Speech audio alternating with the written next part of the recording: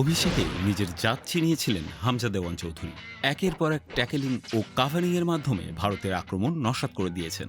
যদিও তার তৈরি করা কিছু দুর্দান্ত পাস থেকে গোল করা সম্ভব হয়নি, তবে তার খেলা, মনোভাব ও নিষ্ঠা সবাইকেই প্রভাবিত করেছে। হামজার উপস্থিতি বাংলাদেশের ফুটবলে নতুন আশা জাগিয়েছে। 17ই মার্চ দেশে এসে হামজা সিলেটে পৌঁছান। সেখান থেকে সড়কপথে তিনি চলে যান তার গ্রামের বাড়ি হবিগঞ্জের বাহুবল উপজেলার স্নানাঘাটে। সেখানে কিছু সময় কাটানোর পর 18ই মার্চ ফিরে এসে যোগ দেন বাংলাদেশ জাতীয় দলের সাথে।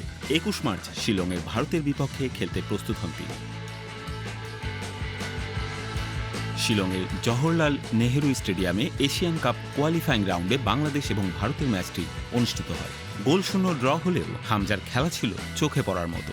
তার পাসিং, বল নিয়ন্ত্রণ এবং আক্রমণের মনোভাবের মধ্য দিয়ে তিনি বাংলাদেশের ফুটবলকে নতুনভাবে উপস্থাপন করেছেন।